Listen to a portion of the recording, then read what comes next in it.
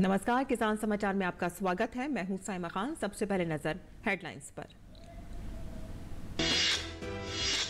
केंद्र सरकार प्राथमिक कृषि क्रेडिट समितियों पैक्स को मजबूत बनाने की दिशा में लगातार प्रयासरत। केंद्रीय सहकारिता मंत्री अमित शाह के साथ केंद्रीय मंत्री हरदीप सिंह पुरी की बैठक। सहकारी चीनी मिलों को प्रोत्साहन देने का फैसला। देश के 13 करोड़ से अधिक किसानों की आय बढ़ाने में सहायक सिद्ध होंगी पैक्स।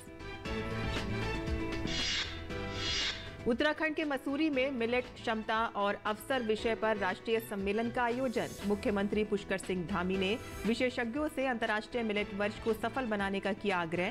पहले ही दिन प्रीमियम मिलेट की न्यूट्रिशनल, मेडिसिनल और फिजियोलॉजिकल अहमियत पर रहा विशेष जोर। केंद्र सरकार ने की अरहर और उड़द दाल के भंडार संबंधी ताजा स्थिति की समीक्षा। 9 राज्यों ने समीक्षा बैठक में लिया भाग। राज्यों को उपलब्ध भंडार का सत्यापन करने और अघोषित स्टॉक रखने वालों पर कड़ी कार्रवाई करने का निर्देश।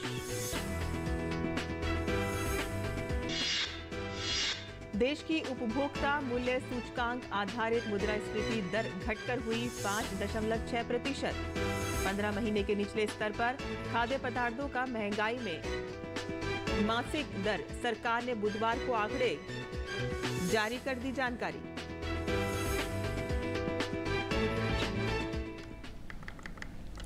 और अब समाचार विस्तार से।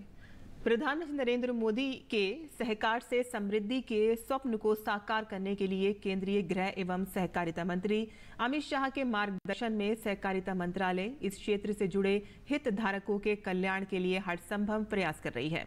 और इसी के तहत अमित शाह ने पेट्रोलियम एवं प्राकृतिक गैस मंत्री हरदीप सिंह पुरी के साथ एक अहम बैठक कर सहकारिता क्षेत्र के लिए कई अहम निर्णय लिए। प्राथमिक कृषि क्रेडिट समितियों पैक्स को सशक्त करने के उद्देश्य से मौजूदा थोक पेट्रोल डीजल डीलरशिप लाइसेंस धारी पैक्स को रिटेल आउटलेट में बदलने के लिए पेट्रोलियम एवं प्राकृतिक गैस मंत्रालय ने सहमति दे दी है। सहकारिता मंत्रालय की पहल पर देश में पैक्स तथा सहकारी चीनी मिलों के सुदृढ़ीकरण हेतु पेट्रोलियम एवं प्राकृतिक गैस मंत्रालय ने कई कदम उठाए हैं। एक अन्य महत्वपूर्ण निर्णय में सहकारी चीनी मिलों को प्रोत्साहन देने के लिए उनके द्वारा उत्पादित एथेनॉल खरीद के लिए भी प्राथमिकता देने को सहमति दी गई है। और एथेनॉल ब्लेंडिंग कार्यक्रम के तहत पेट्रोलियम मंत्रालय सुनिश्चित करेगा कि सहकारी चीनी मिलों को एथेनॉल खरीद के लिए अन्य निजी कंपनियों के अनुरूप प्राथमिकता दी जाए। सहकारिता मंत्रालय ने पैक्स को मजबूत करने के लिए कई और महत्वपूर्ण कदम भी उठाए हैं। पैक्स के लिए मॉडल बायोलॉज बनाए गए हैं, जिनके माध्यम से देश भर की लगभग 1 लाख पैक्स ग्रामीण आर्थिक विकास का आधार बन सकेंगी और 25 से भी अधिक विभिन्न गतिविधियों के जरिए देश के 13 करोड़ से भी अधिक किसानों की आय बढ़ाने में सहायक सिद्ध होंगी। सहकारिता मंत्रालय ने अगले 5 वर्षों में सभी पंचायतों में 2 लाख बहुउद्देशीय पैक्स व प्राथमिक डेयरी मत्स्य पालन सहकारी समितियां स्थापित करने का भी लक्ष्य रखा है। सहकारिता मंत्रालय द्वारा उठाए जा रहे कदम पैक्स को मजबूत बनाने के साथ साथ उनके बहुउद्देशीय आर्थिक इकाइयां बनाने का रास्ता भी प्रशस्त करेंगे, जिससे देश के करोड़ों किसानों की आय में वृद्धि होगी। उत्तराखंड के मुख्यमंत्री पुष्कर सिंह धामी ने कहा कि बदलते परिवेश में पोषक तत्वों से भरपूर मिलेट्स सभी के लिए आवश्यक हैं। मिलेट्स उत्पादन को बढ़ावा देने के साथ ही इसकी ब्रांडिंग के लिए भी सभी राज्यों को मिलकर एक रणनीति के तहत कार्य करना होगा।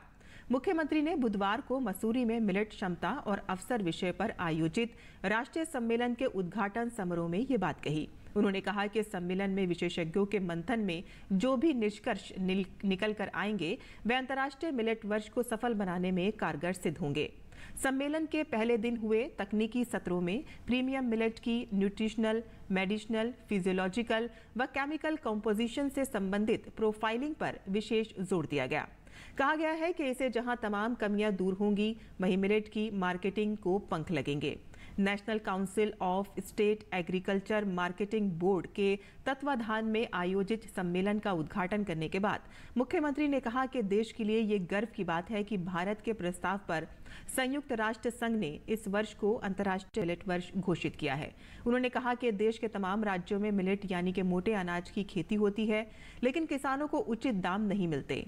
अब मोटे अनाज को लेकर नजरिया बदलने से तस्वीर बदल रही है।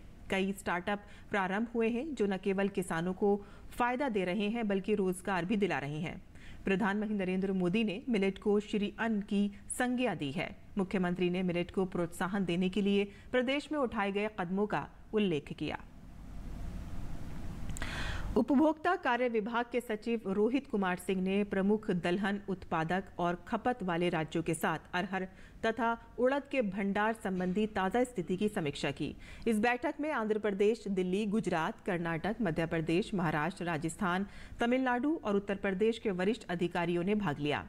पंजीकृत संस्थाओं की संख्या और भंडार के ताज़ा जारी किए गए आंकड़ों की राज्यों एवं क्षेत्र के साथ व्यक्तिगत रूप से समीक्षा की गई, क्योंकि इस दौरान आयातकों, मिल मालिकों, थोक विक्रेताओं, व्यापारियों आदि जैसी संस्थाओं द्वारा भंडार की स्थिति को उजागर किया जाना सुनिश्चित करने के लिए जोर देने की आवश्यकता महसूस की गई थी। इस बीच भंडार की वर्तमान स्थिति दर्शाने वाले वेब पोर्टल पर पंजीकृत संस्थाओं की संख्या में वृद्धि हुई है।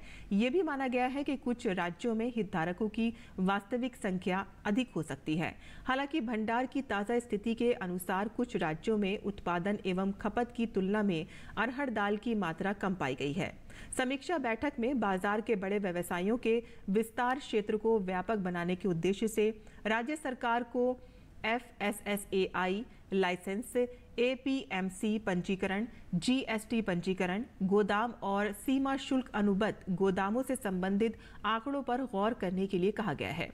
राज्यों को विभिन्न व्यापारिक संस्थाओं द्वारा संरक्षित रखे गए भंडार के सत्यापन को पूरा करने और आवश्यक वस्तु अधिनियम 1955 तथा कालाबाजारी की रोकथाम और आवश्यक वस्तु आपूर्ति अधिनियम 1980 की संबंधित धाराओं के तहत अघोषित भंडार रखने वालों पर कड़ी कार्रवाई करने का निर्देश दिया गया है।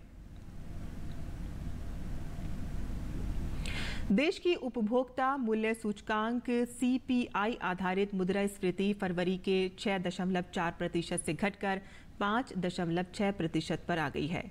सरकार की ओर से बुधवार को जारी आंकड़ों में ये बात सामने आई है।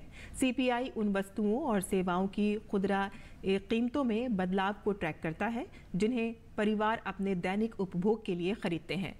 मार्च महीने में खुदरा महंगाई दर 15 महीने के निचले स्तर पर रही। मार्च 2022 में महंगाई दर 6.44% रही थी। खाद्य पदार्थों की महंगाई बीते महीने 4.79% रही। फरवरी में ये 5.95% थी और मासिक आधार पर इसमें बड़ी गिरावट आई है। जमीनी स्तर पर अपने प्रयासों से सामाजिक बदलाव ला रहे देश के सामान्य जन, जिन्हें पद्म पुरस्कार प्रदान किया जा रहा है, ऐसे विशेष लोगों के बारे में हम और आप कम ही जानते हैं। इनके जीवन संघर्षों को देशवासियों तक पहुंचाने के लिए डीडी न्यूज़ ने शुरू की है विशेष श्रृंखला हमारे पद्म। आज हम आपको बता रहे हैं उड़ीसा के औषधीय पौधों के किसान पतायत साहू के बारे में, जो पिछले 40 सालों से औषधीय पौधों का संग्रह कर रहे हैं। और पतायत साहू बिना केमिकल के तैयार औषधीय पौधों से पारंपरिक चिकित्सा पद्धति से लोगों का मुफ्त इलाज भी करते हैं।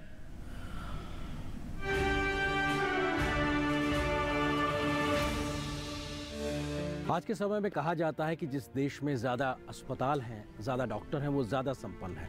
लेकिन उस स्थिति की कल्पना कीजिए जहां पे आपको ज़्यादा डॉक्टर या अस्पतालों की ज़रूरत ही ना पड़े। जी हाँ, एक ऐसा वक्त था जब हिंदुस्तान अपनी परंपरागत जो ट्रेडिशनल जो उनकी नॉलेज थी उसके आधार पर दिनचर्या में तमाम औषधीय पौधों का इस्तेमाल करता था और डॉक्टरों से बच के रहा करता था। यानी कि जिस विश्व गुरु भारत की बात की जाती है उसकी जो परंपरागत जो ज्ञान था वो समाहित था कहीं ना कहीं हमारे जो मेडिसिनल प्लांट्स थे या औषधीय पौधे थे उसमें। आज ज़रूरत इस बात की फिर से है कि इन तमाम मेडिसिनल प्लांट्स की उपयोगिता को पुनर्स्थापित किया जाए और हिंदुस्तान में इस दिशा में बहुत बड़े स्तर पर काम हो भी रहा है। ऐसे ही एक शख्स हैं उड़ीसा के पतायत साहू, जिनके इस काम को सम्मान मिल रहा है पद्म पुरस्कार से।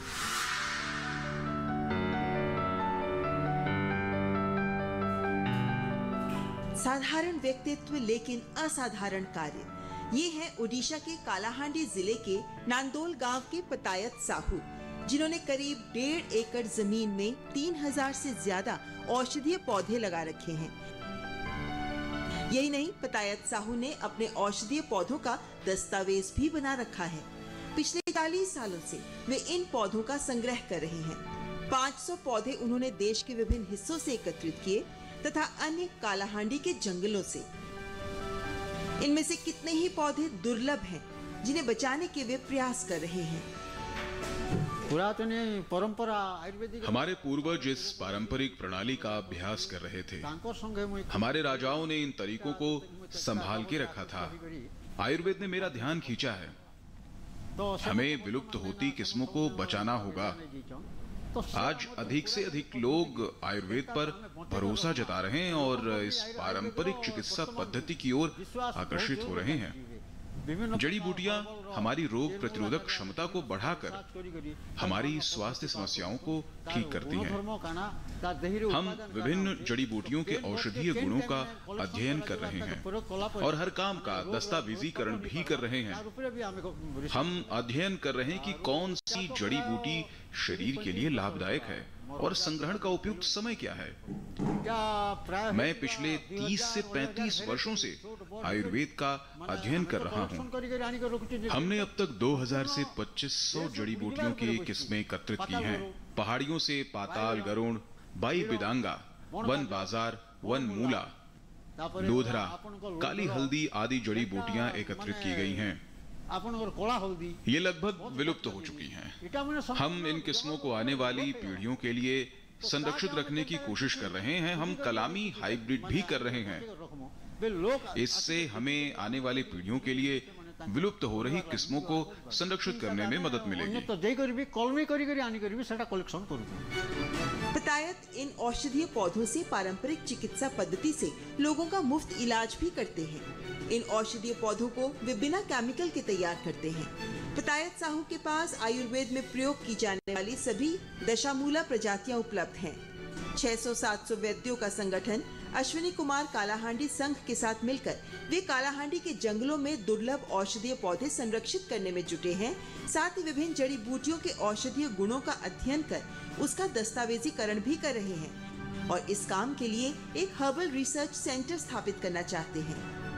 पतायत साहू जी जो कि उड़ीसा से हैं, पहले उनको शुभकामनाएं देता हूं कि भारत सरकार ने उनको उनके कार्य के लिए पद्मश्री से उनको नवाजा है। जिस प्रकार का कार्य वो कर रहे हैं जड़ी बूटियों को उगाने का, और उस जड़ी बूटियों के माध्यम से वो लोगों की वहाँ चिकित्सा कर रहे हैं, क्योंकि जड़ी बूटी का उनको ज्ञान है कि कौन कौन सी जड़ी बूटी किस रोग में काम आती है। किसानों को वो ज़्यादा से ज़्यादा बताएं, उससे किसानों की इनकम जो है ना कि दोगुनी होगी लेकिन 5-6 गुना बढ़ जाएगी और वो अच्छी जड़ी बूटियाँ ना कि उड़ीसा में पूरे देश में लोगों को मिले, जिससे आयुर्वेद की औषधियाँ बहुत अच्छी किस्म की औषधियाँ बनेंगी। वैद्य समाज को, इंडस्ट्री को बहुत फायदा होगा। आयुर्वेद को दुनिया भर में स्वीकृत चिकित्सा की सबसे प्राचीन पारंपरिक प्रणालियों में से एक माना जाता है। आयुर्वेद की उत्पत्ति वैदिक काल से मानी जाती है। अथर्ववेद और ऋग्वेद में रोगों और औषधीय पौधों के बारे में उल्लेख है। आयुर्वेद पर संहिताबद्ध दस्तावेज में चरक संहिता और सुश्रुत संहिता महत्वपूर्ण है। औषधीय पौधों के किसान पतायत साहू को पद्मश्री पुरस्कार के लिए हार्दिक बधाई।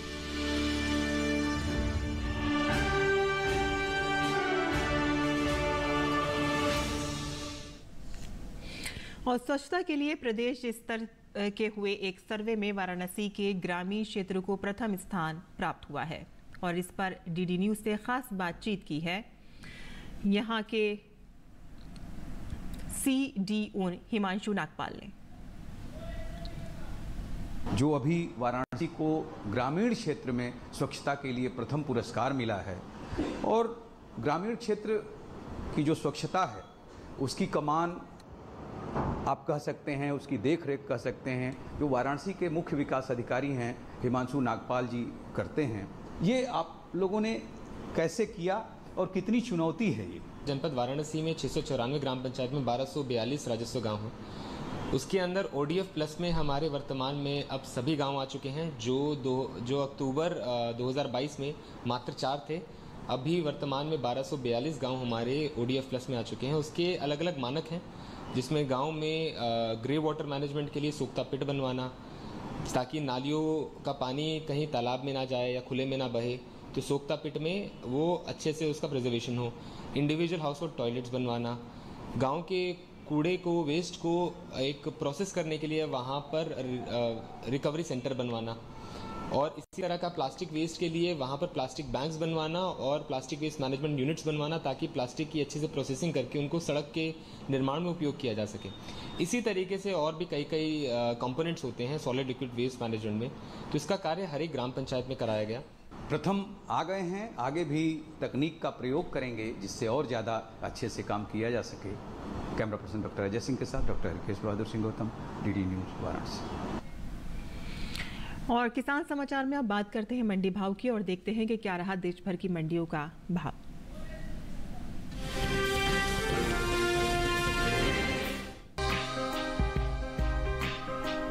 बुधवार को कृषि उपज मंडियों में मक्का की आवक सामान्य रही।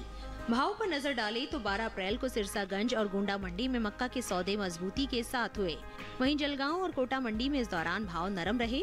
एगमार्क नेट के मुताबिक महाराष्ट्र की जलगांव मंडी में 11 अप्रैल को देसी लाल मक्का का भाव रहा 1900 रुपए। 12 अप्रैल को इसके भाव में 100 रुपए की गिरावट और भाव हो गया 1800 रुपए। राजस्थान की कोटा मंडी में इस दौरान मक्का के सौदों में नरमी के साथ कारोबार हुआ। यहाँ 11 अप्रैल को मक्का का भाव था 2200 रुपए। 12 अप्रैल को इसके सौदे 50 रुपए टूटकर 2150 रुपए पर हुए। जबकि उत्तर प्रदेश की सिरसागंज मंडी में 11 अप्रैल को हाइब्रिड मक्का का भाव रहा 2340 रुपए। 12 अप्रैल को इसके भाव 10 रुपए चढ़कर 2350 रुपए पर हुए। राज्य की गोंडा मंडी में पीली मक्का के भाव में तेजी देखने को मिली।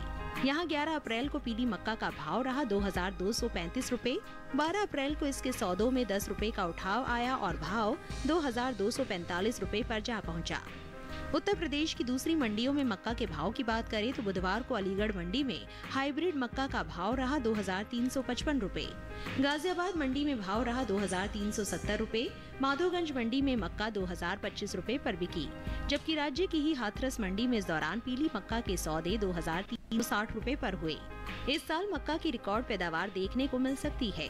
कृषि मंत्रालय की ओर से जारी दूसरे अग्रिम अनुमान के मुताबिक साल 2022-23 के दौरान देश में मक्का की रिकॉर्ड उपज 346,13,000 टन होने का अनुमान जताया गया है, जो पिछले साल की 337,30,000 टन की पैदावार की तुलना में 8,83,000 टन अधिक है। वैश्विक बाजार में भारतीय मक्का का निर्यात बढ़ा है। कृषि और प्रसंस्कृत खाद्य उत्पाद निर्यात विकास प्राधिकरण एपिडा के मुताबिक वित्त वर्ष 2021-22 में अप्रैल से जनवरी महीने के दौरान मक्का के निर्यात में 2 गुना की बढ़ोतरी देखने को मिली है। बीते 10 महीने के दौरान मक्का का निर्यात 816.31 मिलियन डॉलर तक पहुंच गया है, जबकि बीते साल की समान अवधि के दौरान 634.85 मिलियन डॉलर मक्का का निर्यात हुआ था।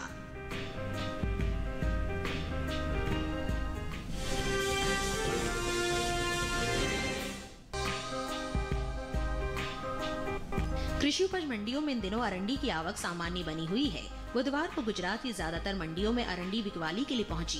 भाव की बात करें तो एगमार्क नेट के मुताबिक गुजरात की दाहोद मंडी में 11 अप्रैल को अरंडी का भाव रहा 5,550 रुपए। 12 अप्रैल को इसके भाव में कोई बदलाव देखने को नहीं मिला और भाव 5,550 रुपए पर बरकरार रहा। जबकि राज्य की ही धोराजी मंडी में अरंडी के सौदे मजबूती के साथ हुए। यहाँ 11 अप्रैल को अरंडी का भाव था 6,055 रुपए। 12 अप्रैल को इसके सौदों में 50 रुपए की तेजी आई और भाव 6,105 रुपए पर जा पहुंचा। वहीं राजकोट मंडी में अरंडी के भाव में उठाव देखने को मिला। यहाँ 11 अप्रैल को अरंडी का भाव रहा 5,850 रुपए। 12 अप्रैल को इसके सौदों में 150 रुपए का उछाल आया और भाव हो गया 6,000 रुपए। ये साल तिलहनी फसलों की पैदावार के लिए अच्छा साबित हुआ है। मौसम की अनुकूलता का असर तिलहन की पैदावार पर देखने को मिला है। इस साल कुल तिलहन की उपज का रिकॉर्ड टूटने जा रहा है। कृषि मंत्रालय की ओर से जारी दूसरे अग्रिम अनुमान के मुताबिक देश में घरेलू स्तर पर कुल तिलहन की पैदावार रिकॉर्ड स्तर पर पहुंच गई है। साल 2022-23 के दौरान कुल तिलहन की पैदावार 400,01,000 टन होने का अनुमान है, जो पिछले वर्ष के तिलहन उत्पादन की तुलना में 20,38,000 टन अधिक है। जबकि बीते साल इस दौरान कुल तिलहन की उपज 379,63,000 टन रही थी। वहीं बात अरंडी की करें तो इस साल देश में अरंडी की पैदावार में कमी देखने को मिल सकती है। कृषि मंत्रालय के मुताबिक साल 2022-23 के लिए जारी पहले अग्रिम अनुमान के मुताबिक 15,08,000 टन अरंडी पैदा होने का अनुमान है, जो पिछले सीजन की पैदावार 16,11,000 टन से 1,03,000 टन कम है।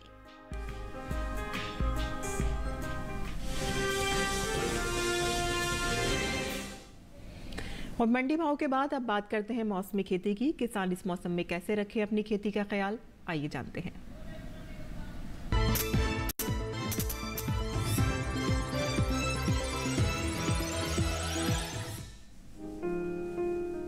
पंजाब में इस समय मौसम शुष्क रहने का अनुमान है। ऐसे में यहाँ के किसानों के लिए विशेषज्ञों की सलाह है कि वे जल्द से जल्द गेहूं की कटाई कर लें। कटाई के बाद फसल को तेज हवाओं से बचाने के लिए अच्छी तरह से गांठ बांधें। इसके साथ ही फसलों में आग लगने जैसी दुर्घटना से बचाने के लिए गांठों को रेल की पटरियों या सड़क किनारे या फिर किसी बिजली के तार के नजदीक न रखें। इसके अलावा गेहूं को अच्छी तरह सुखाने के बाद भंडारण करें और पराली को खेतों में न जलाएं। पंजाब में ही इस समय किसान सरसों की कटाई भी कर ले और उनके भंडारण की उचित व्यवस्था करें। पंजाब में ही ये मौसम गन्ने की बुआई के लिए भी अनुकूल है।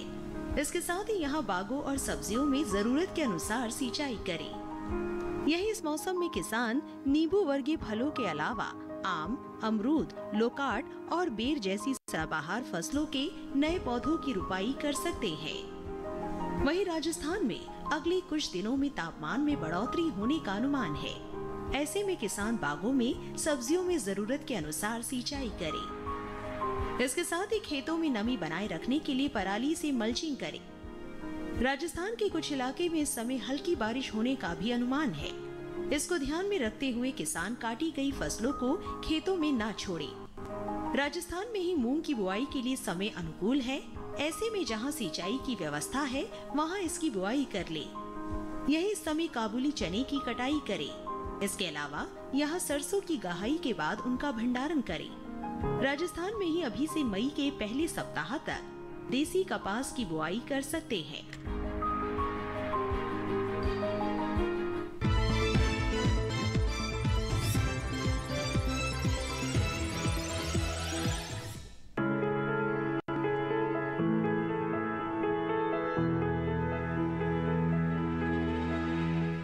ये समय बैंगन की बुआई के लिए अनुकूल है। बैंगन की बुआई करने से पहले खेतों को अच्छी तरह तैयार कर ले।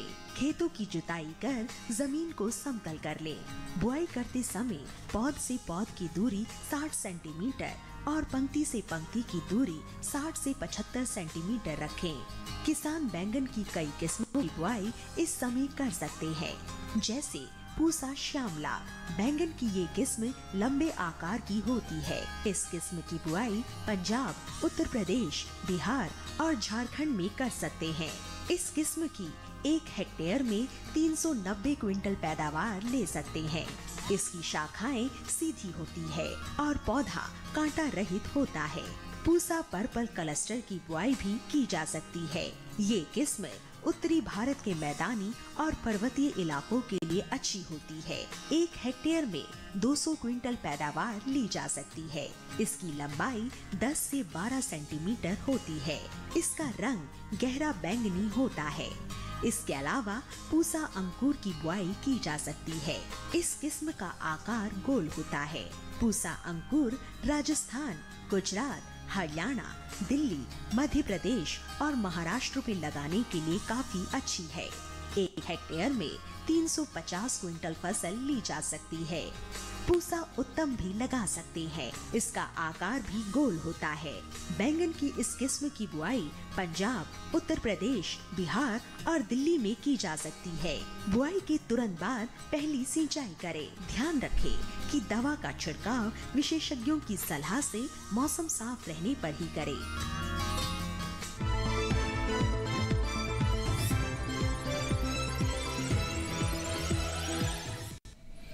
और खेती किसानी से जुड़ी खबरों के बाद आइए अब नजर डाल लेते हैं कुछ और खबरों पर। खास खबर में